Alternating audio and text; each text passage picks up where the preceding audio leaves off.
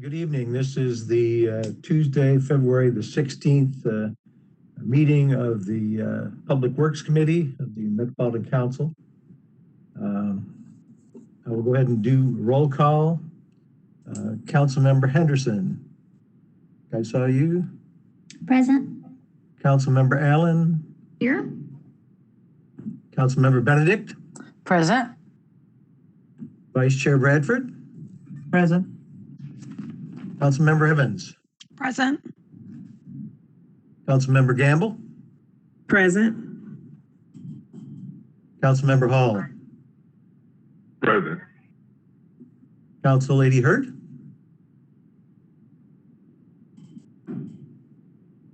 I know she was here a minute ago. Councilmember Hurt. The chair is here. Councilmember O'Connell. Present. Councilmember Roden. Present. Councilmember Young.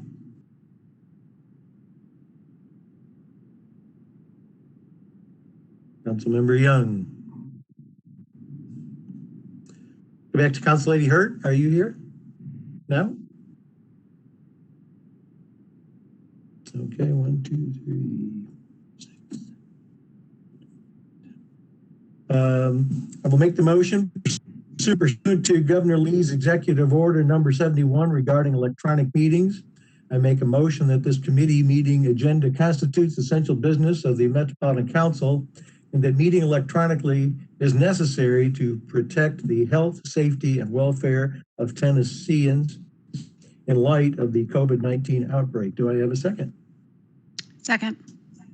Second. Any discussion? Seeing none. Director Cooper, are you monitoring this meeting? You want to take the vote? I'm monitoring it. Hang on. Didn't have the agenda pulled up. Oh, okay. We're just on the we're on the governor's motion. Henderson. Aye. Allen. Aye. Benedict. Aye. Bradford. Aye. Evans. Aye. Gamble. Aye. Hall. Aye. Hurt. Aye. Nash. Aye. O'Connell. Aye. Roten. Aye. Young. 10 in favor, 0 against. Thank you, Director. The chair has no reports, but we had a question earlier from Councilmember Evans in regard to some of the snow cleanup by Public Works, and I had contacted John Honeysucker, and he told us that Miss Director Whitelaw would be available to speak to that issue for some of the questions for members. For our next committee call, would we be able to have Public Works explain some basics about snow removal, including how they determine primary/secondary roads, the cost to the city for these services, and any distinction between the USD tax rate and GSD tax rate on how they make these decisions? Director Whitelaw, are you here with us? Yes, I am, Chair. Thank you. I appreciate the opportunity to discuss this very important topic that's going on right now. So I appreciate that. First off, just to let you know, snow routes are not tied to the GSD or the USD. They are county-wide. So they are something that we look at for all of the citizens in the county. Public Works has 28 trucks that run with 28 primary routes and secondary routes. You might have heard some things about primary routes versus secondary routes. Most of our primary routes are TDOT routes. They are our major streets. We work in partnership with TDOT. So in most areas, TDOT is the prime, and we are the secondary to those arterial roads that are the main roads through the city that get us to the interstates. They're the arterial roads, as well as the WeGo snow routes. So those are our primaries that we work in conjunction with our partner at TDOT. So secondary roads are the ones that feed into the primary roads. So for both primary and secondary, mainly primary roads, one of the things that we really focus on for how they are is they're state routes, but we're looking at emergency response to hospitals, medical, social service facilities, as I said, the WeGo snow routes, nursing homes, essential travel for those things. Also, we're always in emergency response. So secondary roads are the ones that after we do the primaries, we then go to the secondary routes, which are the main feeders to the primaries. After we've made all the primary and the secondary routes passable, we then start working through a list of resident requests. And these are requests that can come through Hub Nashville. And that is actually what we ask, is that you would put your request in Hub Nashville. We take those on a first come, first served basis with what gets submitted. I do like to know that everyone can know that there's an interactive map that shows the primary and secondary roads on Public Works website. So if you go to the website, Street Services, and then Snow, you can find the interactive map. It might look a little odd in some places because you'll say, well, look, there's the green routes and there's the secondary routes. Well, what happens? Well, the gray are the TDOT routes. So some folks sometimes looks like we're not doing anything. That's because it's a TDOT route. So we're working in partnership. So some roads you'll see that the green that turn to gray or vice versa, and that's part of that relationship. The other primary thing we're always doing, top priority during an event like this, is we're working in conjunction with OEM and all the emergency response vehicles across the county, such as the police, the fire, ambulances. They are our priority, that if something happens, if we get an ambulance stuck, if we get a police car stuck somewhere along the way, we have crews that are available to immediately assist with that. And we've been doing that for the last several days. So this is a unique, not very unique, but it's been a while since we've had one that's lasted this long, I guess is the best way to say it. So from a cost standpoint, salt and our calcium chloride and our brine, that's part of our 4% fund. So that actually comes out of 4%. And many of you know we haven't had much challenge, or we have had challenging times. So we haven't had a 4% in a while. Thank goodness we haven't had any snow events in a while. So we've had sufficient amount of salt and brine available to us for this event right now. We've gone through about half of our salt that we have on hand, and that includes some of the earlier events that we have. So we haven't used the half just for this event. If you recall, we've done some brining and some salting for some smaller events earlier in the year. So other than that, the costs are tied to our O&M. These are the same guys that do a great job with brush pickup and with other services throughout the year. And they're currently working 12-hour shifts since the weekend to continue to focus on primary and secondary roads. So if anybody has any other questions, I'd be happy to take those.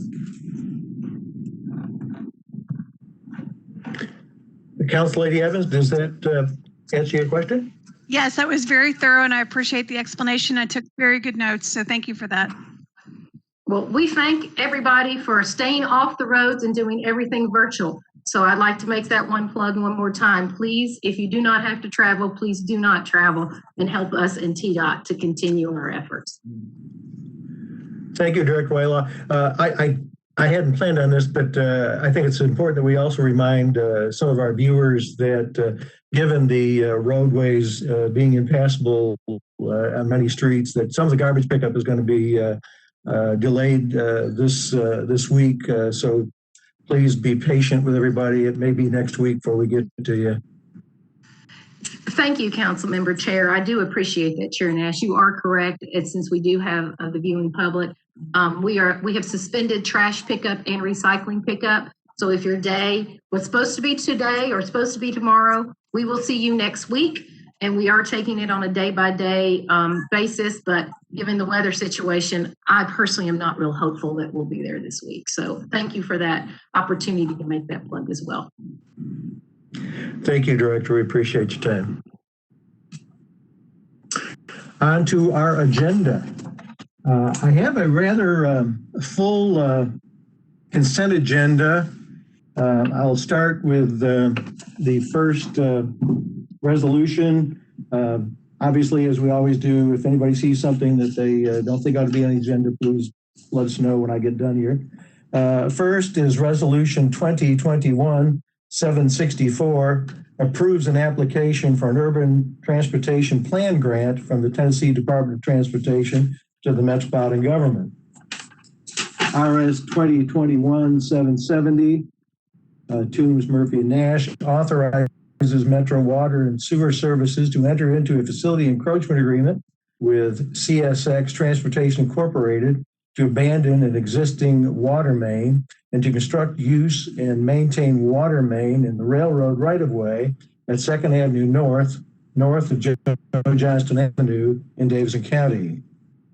Resolution RS 2021-771, Taylor, Murphy, and Nash, authorizes Midtown Hotel Partners, LLC, to construct and install an aerial encroachment at 109 29th Avenue North. Resolution RS 2021-772 authorizes SAI RAM 09 Incorporated to construct and install an aerial encroachment at 50 Music Square West.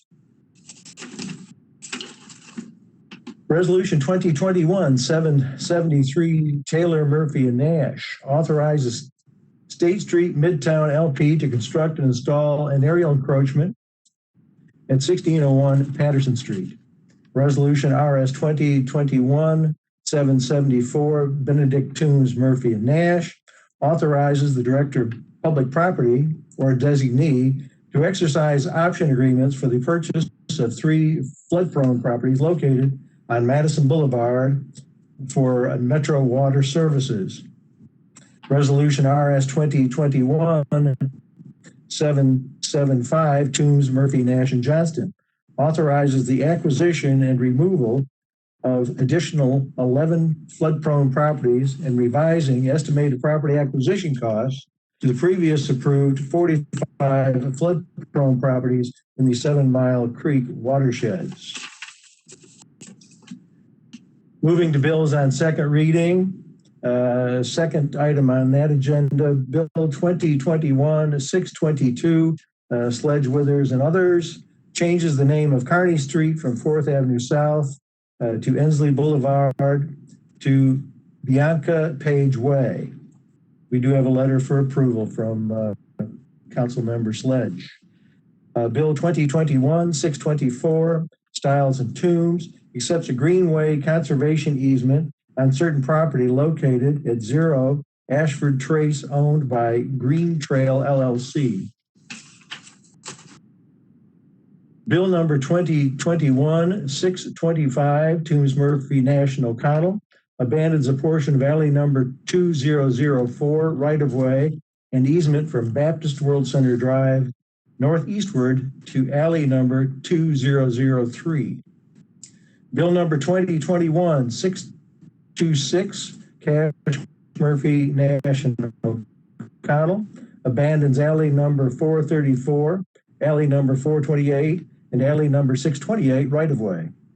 Bill number 2021-627, O'Connell, Murphy, and Nash, abandons portions of alley number 177, alley number 178, and alley number 202 right-of-way and easement from between 4th Avenue North and 5th Avenue North.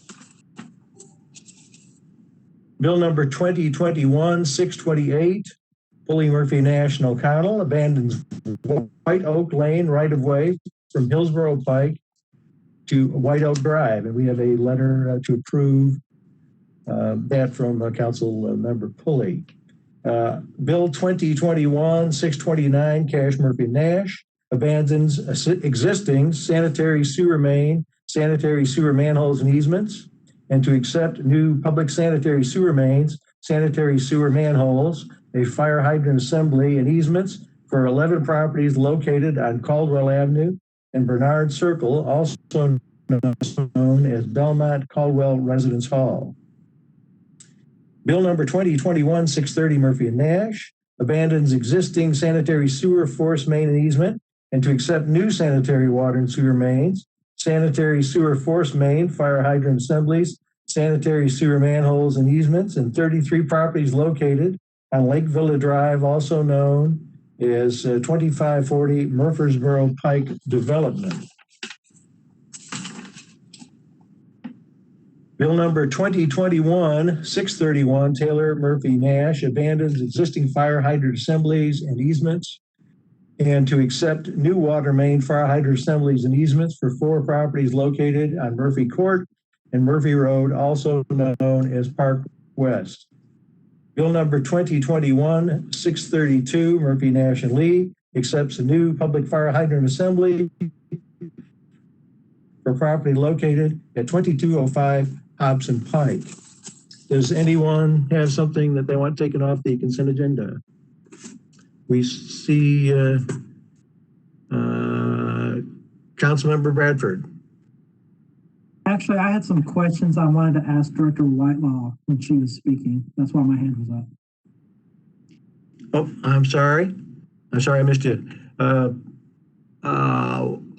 Let's finish the consent agenda and we might be able to go back if the director's still on. Councilmember O'Connell. Thank you, Mr. Chair. I'd like to pull RS 2021-775 from consent, please. Bill or resolution? Resolution? Yes, resolution. 775. Done. Okay. Councilmember Henderson. Thank you, Chair. I'd like to pull RS 764, please, and VL 627.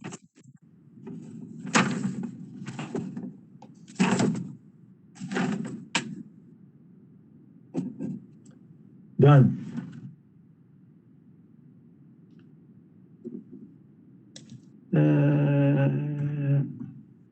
Seeing no one else, are we ready to vote on the consent agenda? Going once, going twice. Director Cooper, you want to do the honors for the consent? Yes, I will. Let's scroll back up to the top. Henderson, Aye. Allen, Aye. Benedict, Aye. Bradford, Aye. Evans, Gamble, Aye. Hall, Aye. Burke, Aye. Nash, Aye. O'Connell, Aye. Roten, Aye. Young. 11 in favor, 0 against. Thank you, Director Cooper. Okay, resolution RS 2021-764, Toombs, Murphy, Nash, and Welch approves an application for an urban transportation planning grant from the Tennessee Department of Transportation to the Metro Council. Is Council Lady Toombs here to speak to that one? Mr. Chair, if she is not, I believe she I'm would not be here. I'll go ahead and start the discussion. She withdrew it? I believe that is what happened in Budget and Finance. Okay. Council Lady Henderson.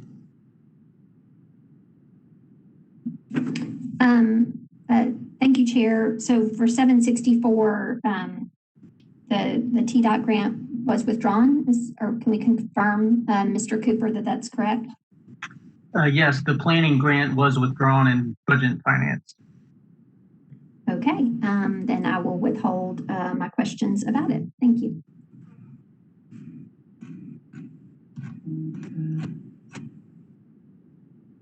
Might I entertain a motion to withdraw? So moved. You actually don't need a motion. It'll just be withdrawn automatically when the sponsor announces it. All right. That makes that easy. Thank you, Director. Moving on to Resolution 2021-775, authorizes the acquisition and removal of an additional 11 flood-prone properties and revising estimated property acquisition costs to the previously approved $45 flood-prone properties in 7 Mile Creek watersheds.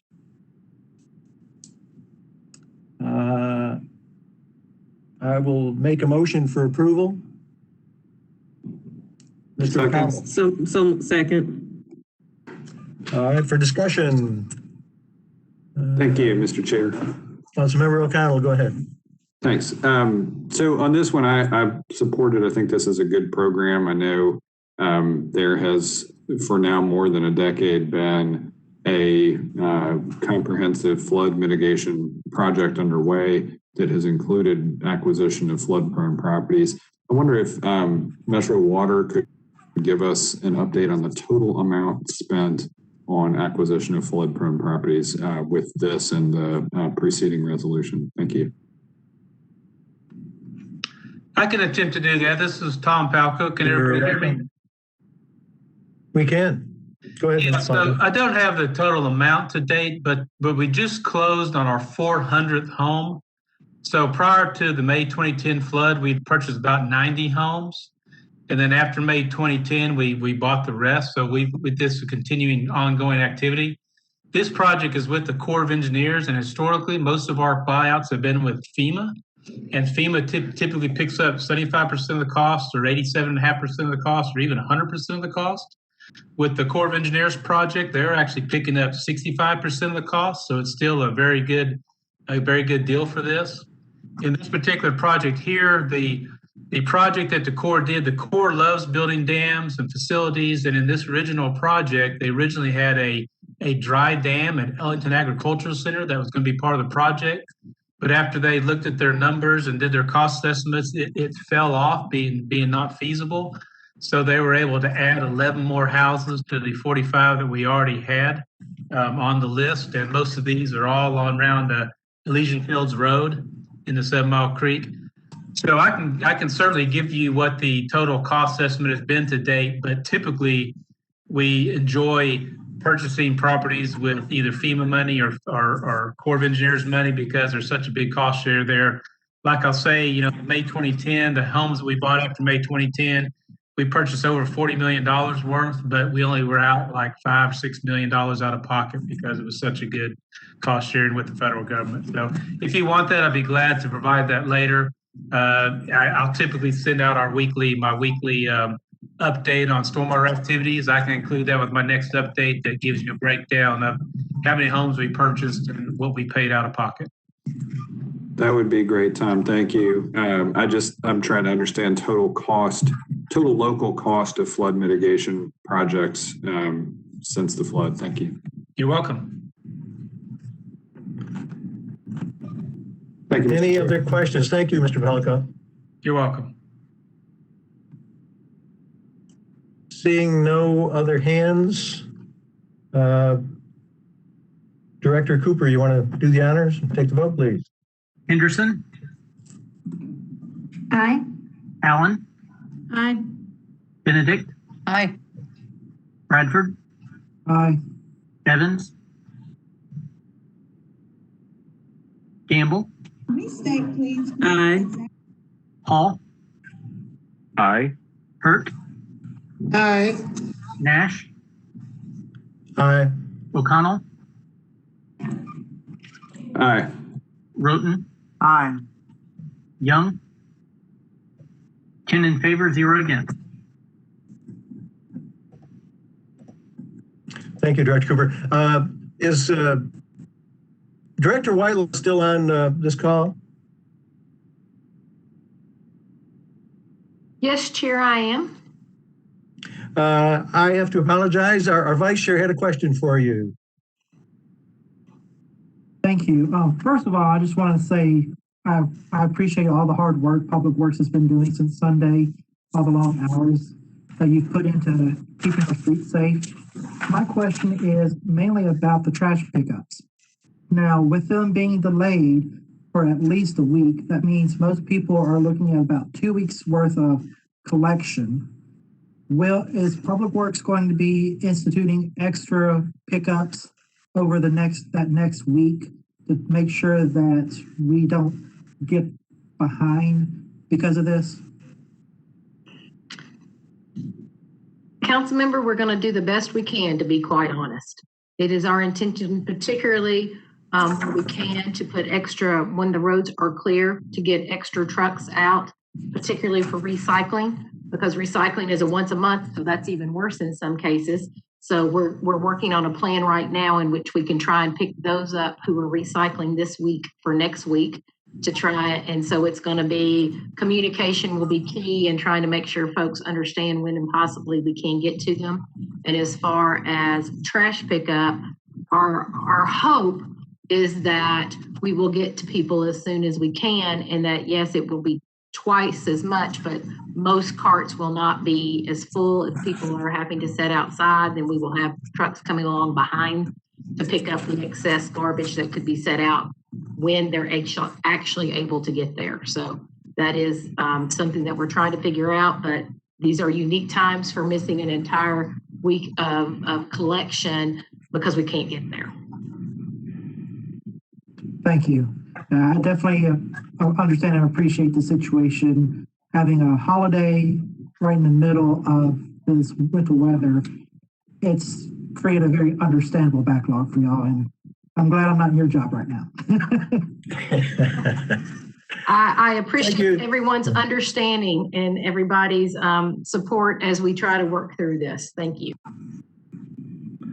Thank you again, Director, and thank you, Vice Chair Bradford. I also might suggest, we all have neighbors that my wife and I don't generate nearly as much waste as we used to when we had 3 children here, and we've normally got some extra space. So folks who are starting to run over, contact your neighbors and try and work with them, and maybe they'll let you share some of their garbage can.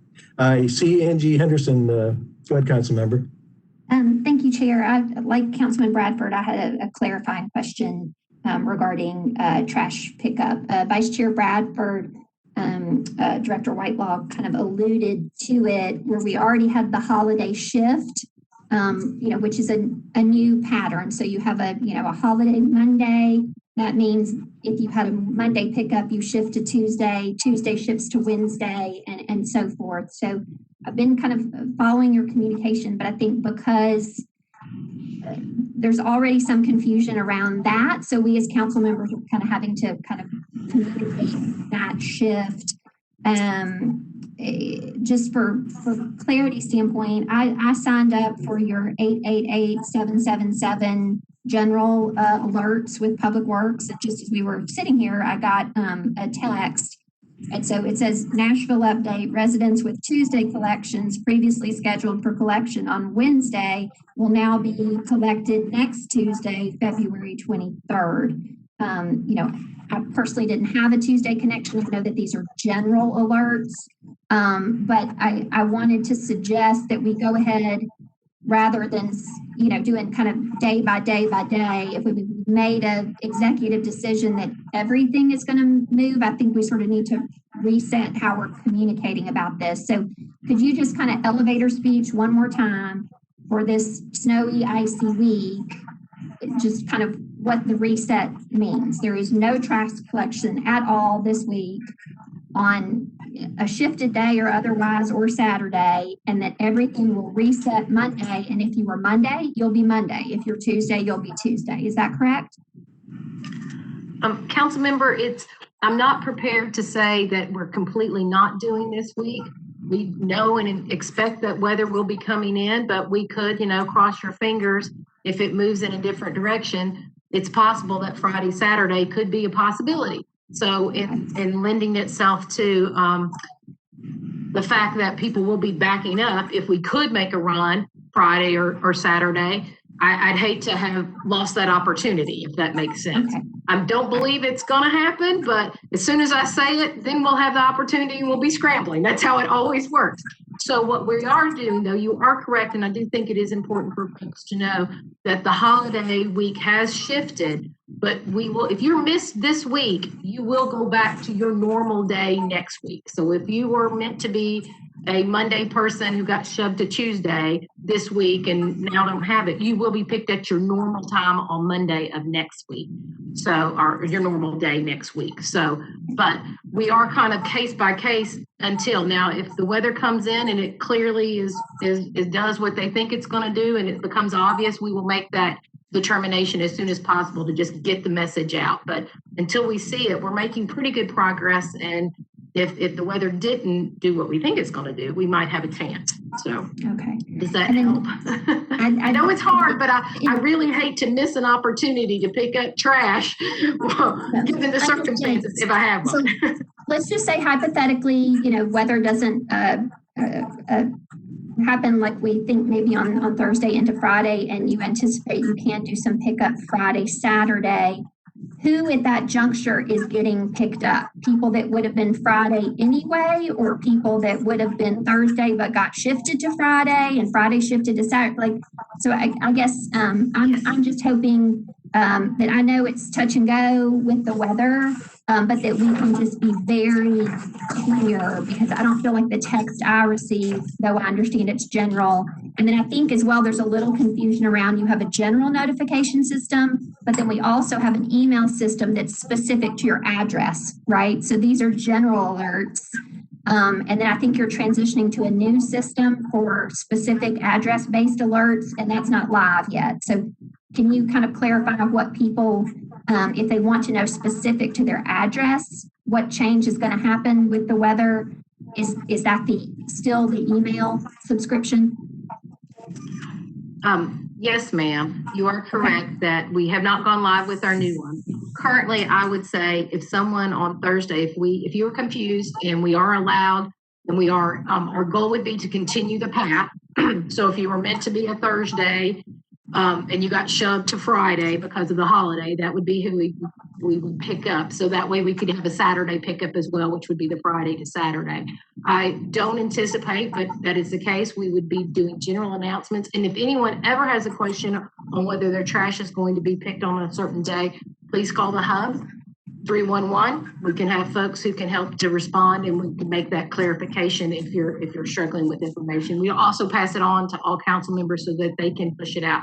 I appreciate some confusion, and we'll work to be a little more clear if in fact we do have an opportunity for trash pickup.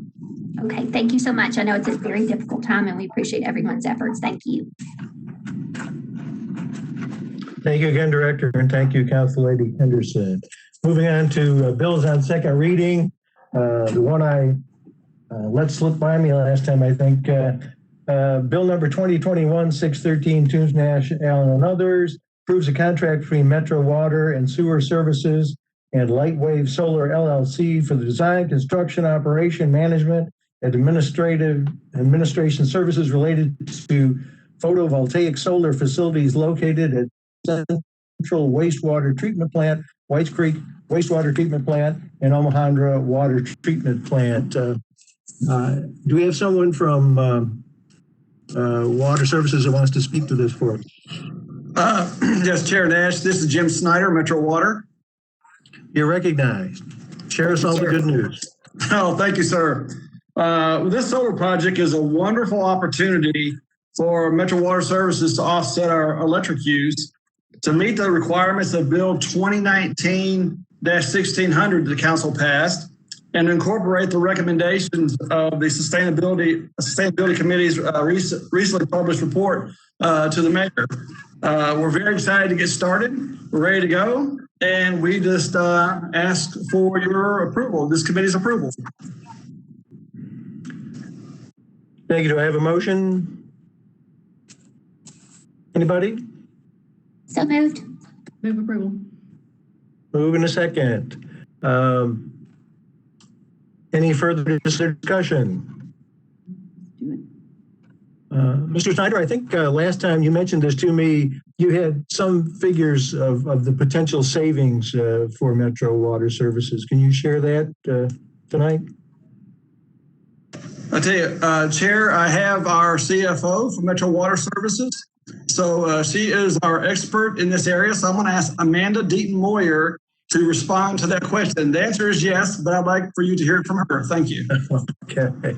You're recognized, Ms. Deaton-Moyer.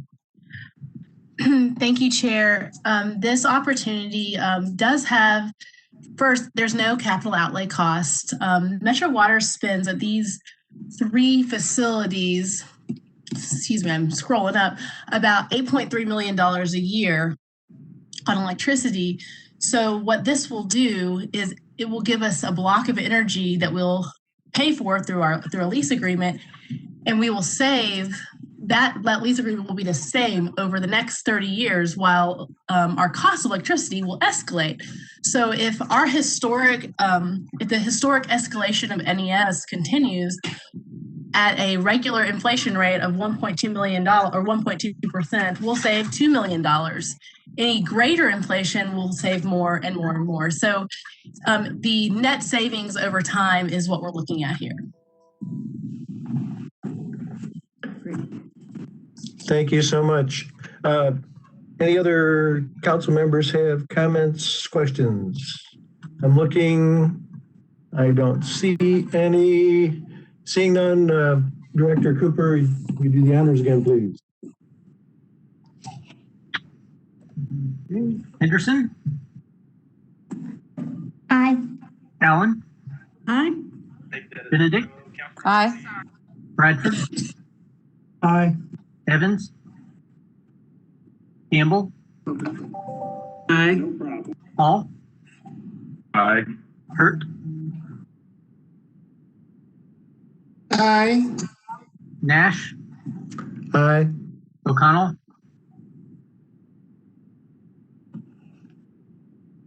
Councilmember O'Connell? Roten? Aye. Young? 9 in favor, 0 against. Thank you, Director Cooper.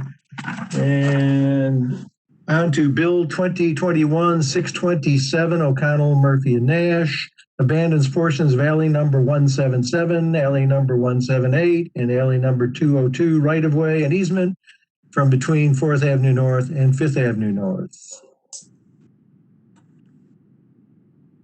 Do I have a motion? So moved. Second. Second. So moved in a second. Council Lady Henderson, your hand is up. Thank you, Chair, and I appreciate the committee and Councilman O'Connell in indulging me removing this from consent. As colleagues will remember, I often kind of call out with some concern alley abandonments, especially in our kind of historic cores and areas where we've always had a really good street grid, because I sometimes worry that we are losing potential connectivity for bike ped connections and so forth. And not of late, but 5-10 years ago, Nashville has abandoned some things that I think in retrospect we wish we had not abandoned. I know that Councilman O'Connell always does a great job reviewing this, knows his district well, and cares about these connections. But I did just want to ask staff about the redevelopment that is precipitating this. It appears there's a historic alley to the north, but then this is all parking lots now. And so through the redevelopment, will there no longer be the north-south alley connection? And do we just assume because the street grid is nice and tight in that area that it's less needed? I just wondered if staff or Councilman O'Connell could speak to it. Just want to be mindful of these. Thank you.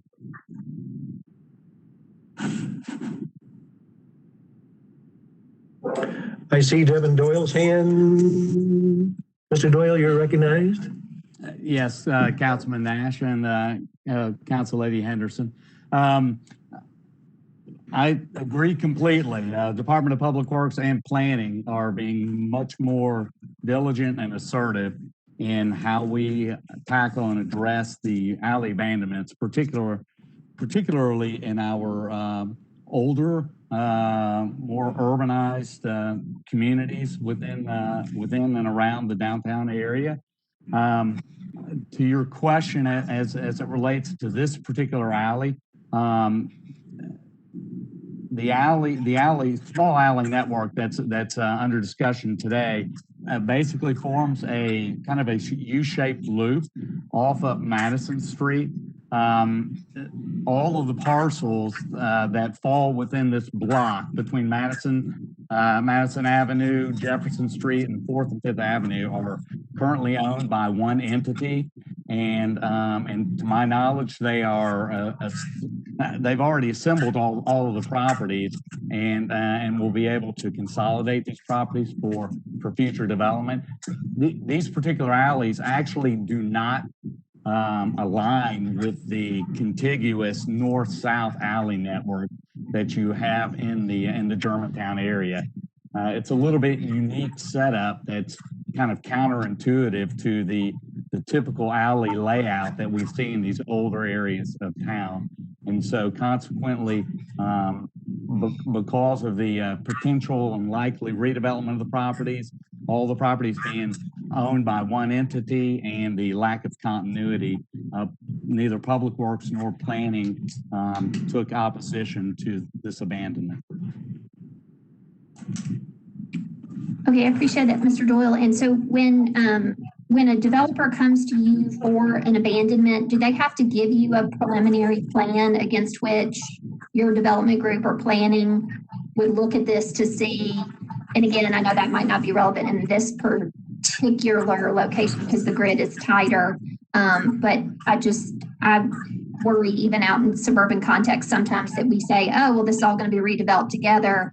But then through the development process and over the years, we don't maintain a internal to the development required bike ped connection on whatever axis rather. And then, over the years, then it's sort of lost, right? And it does get redeveloped, which is great, but then it's just the connectivity is lost. So are you all then checking it against a preliminary site plan that then gives you staff approval? Then I know it goes to our Traffic and Parking Commission. I think that's this has so many catches and hurdles all along the way. And again, I know the councilman looks at it closely, but just for the public and the committee's edification, you do check it against a proposed site plan, right? And how does your team make sure that any connectivity required isn't lost over time? Because often, this doesn't necessarily redevelop in a year and a half. Sometimes, they do this corner, they do that corner, then they change something. And then, what was shown on a site plan, like, oh, won't that be a nice pedestrian connection through the middle of this development? Then it goes away,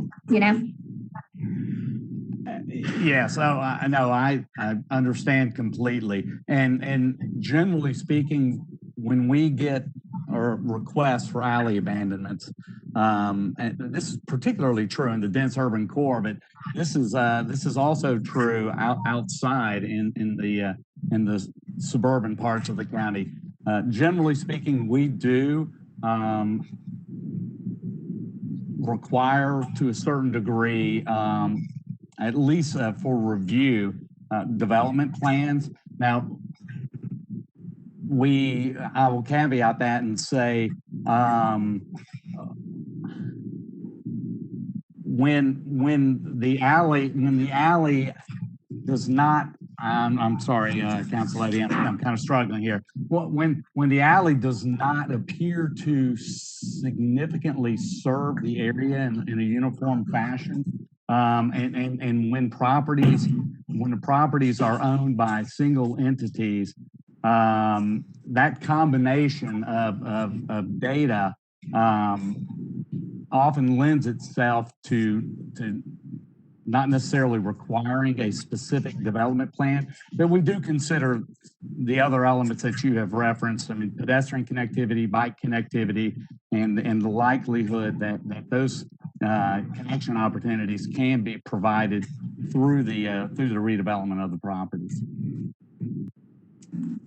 Okay, I appreciate that. I think I just sometimes still have a bit of a process question. I think sometimes we get the cart before the horse when we have the big consolidations of multiple properties like this, and there's a developer's intent, and then it's how it's realized in the end. And so, you know, I would just flag that for your development group that, and I recognize here that, you know, it's not the typical alignment of the north-south or east-west grid or whatever, but, you know, in teeny tiny Germantown grid, that's probably fine. But the bigger the grid gets, you know, the mid-block connections are important. And so I would just hope that colleagues and staff will please keep that in mind from a process standpoint to make sure we don't lose those, even when we're processing the abandonment, that the development plan is held to account. Thank you.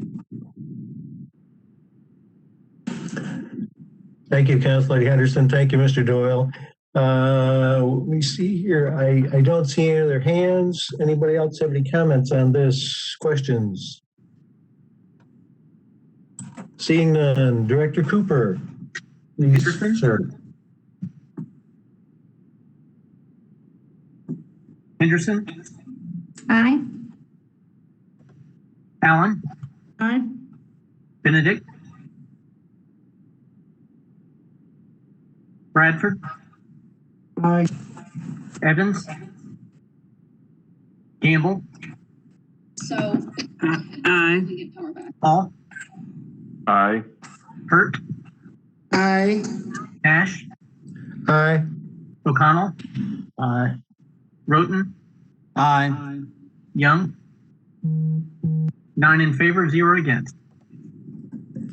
Thank you, Director Cooper. I believe that's the end of our agenda. Does anybody recognize anything I've forgotten this week or have any comments before we close the meeting? You did fine. Going. Thank you all. See you next time. Oh, by the way, I did want to announce, I think you may have got a letter today. Council Lady Gamble and I have both agreed to a couple of special called meetings to talk about LPRs. The first one is just for council members to hash the issues out and see where we have some agreement, see where we still don't have disagreement or don't have agreement, see if there's any possibility of working through some of those amending. We're not taking public comment at this one. We've hopefully done that. And if you need more, then I ask you all to reach out to your districts and just see if we can kind of narrow down some of the bills and work together on whatever we're going to do when it comes to LPRs. The second meeting, then maybe we can at least take the 6 or 7 items, if there's still that many, and just walk through those and do our votes. It's an issue that every time we bring it up does cause a lot of discussion, and I think it's going to be much better dealt with at a special called meeting as opposed to trying to fit it into the usual course of business before a council meeting. So 9th and the 23rd at 4:30. Thank you all. Thank you.